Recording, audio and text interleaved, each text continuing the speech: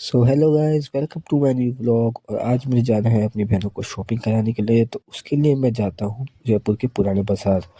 जयपुर की पुरानी गलियों पे से होते हुए हम पहुंच गए थे मार्केट, जिसे कहते हैं खजाने वालों का रास्ता।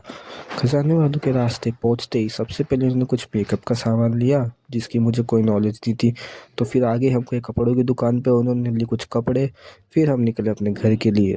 पर रास्ते में ही इन्हें भूख लग गई, इसके लिए हम चल गए वीडीएन, क्योंकि वीडियन में ही सबसे अलग अलग तरीके का खाना हमें मिलता है और वो टेस्टी भी होता है। इसलिए हम गए वीडियन, जहाँ जाके हमने सबसे पहले खाया एक बटर मसाला डोसा, जो कि बहुत बहुत टेस्टी था। इसके बाद हमने खाया पनीर टिक्का, और ये भी काफ़ी टेस्टी था। इसे खा के हमारा पेट लगभग लगभग फुल हो गया था। तो हमने पी कोल्ड कॉफ़ी, और फिर ये कोल्ड कॉफ़ी पी के हम निकल गए अपने घर के लिए।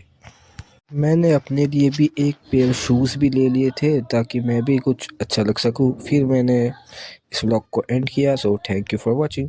सो hello guys, welcome to my new vlog. और आज मुझे जाना है अपनी बहनों को शॉपिंग कराने के लिए। तो उसके लिए मैं जाता हूँ जयपुर के पुराने बाजार। जयपुर की पुरानी गलियों पे से होते हुए हम पहुंच गए थे मार्केट, जिसे कहते हैं खजाने वालों का रास्ता।